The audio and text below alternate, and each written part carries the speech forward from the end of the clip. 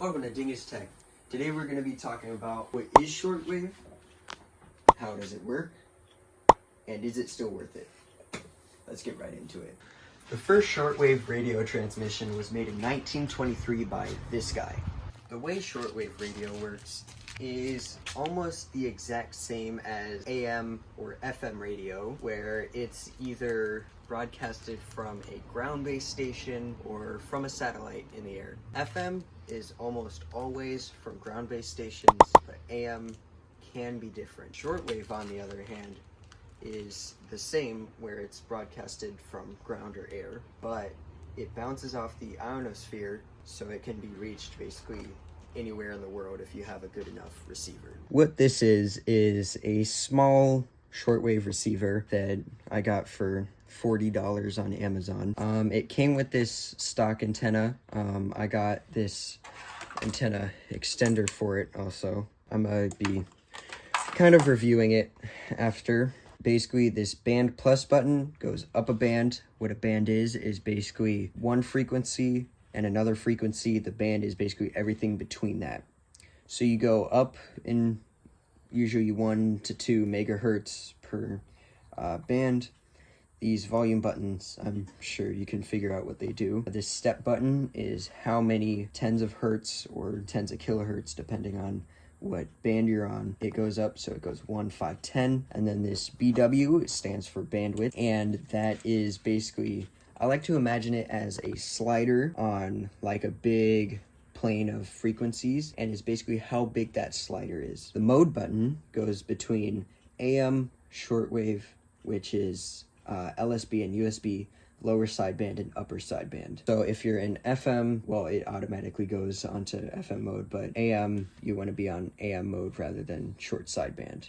Same goes for short sideband. You don't want to be on AM mode unless you find an AM station broadcasting on it. These sliders or switches on the back is the off and on button, charge LED, headphone jack, and USB download and charger. USB download, you can download your firmware. This FM AM switches like that. You want to go to FM, obviously, if you're on FM mode, and AM if you're on AM or shortwave mode. We're going to turn it on here, and I'll show you some of the features in action. Okay, so we had to change the camera frame rate because the refresh rate here matches the 30 FPS we're going on. But here you can see we're on USB mode, which is upper sideband, and this is 21.2 megahertz, which is 21,200 kilohertz. And then you see this bandwidth, that's what I was talking about. S2 is signal strength. AGC is like kind of like squelching, which is where you modify the sound to be lower in volume so that you can hear stuff better. And then there's that step, which I can change, 1, 5, 10. Yeah, so that's basically everything on the screen here. I can change the frequency. So we're gonna find a station and show you that. So now we found a station on 10,000 kilohertz, which is 10 megahertz. And it seems to be just like a WWV, which is like a marker to like kind of calibrate your radio that you know. Like this is a channel that runs 24/7. If I can't hear it, then I need to fix something kind of station. So yeah, that's basically what it's doing. I'll boost the sound if you guys aren't able to hear it, but I'll stop talking in a minute so you can fully hear what it sounds like.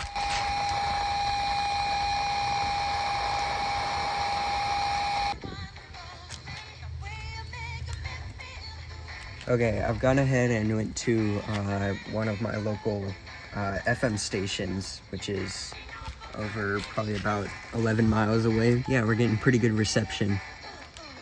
So, yeah, I'll show you some websites where you can get like a list of all these different shortwave stations and some other good methods to find new ones. And if you don't have a receiver, I'll also show you a method to basically get like a free receiver. What I mean by free receiver is more of a website you can go to where you can listen to someone else's receiver, basically what they're hearing. So I'll probably talk about this in another video to go more in depth. But basically there's all these different channels you can go to. It's really cool. This is how I started getting into radio. I think you should really check it out. Just search up SDR, which stands for Software Defined Radio. Yeah, basically you just control someone else's antenna for free. And then it also has all these translators, so you get to listen to all the beep boops and stuff like that. So I'm gonna just go to a random one here and let you take a listen.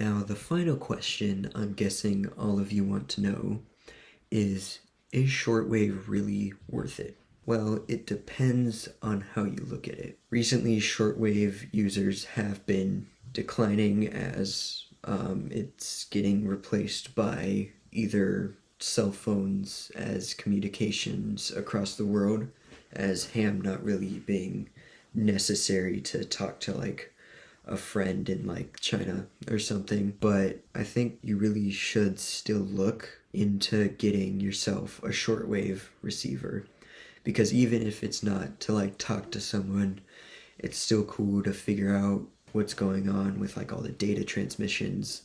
Like HFDL is a type of aircraft transmission where a plane will be flying, it'll shoot down radio transmissions of where it is, where it's going to, all that stuff. So yeah, if you want to get one of your own, I don't really want to put links in the description because I'm not sure if something would happen along the way where you would then get mad at me. So I'm just gonna say go into like whatever browser you use, just search up shortwave radio, just see what looks good and try it out.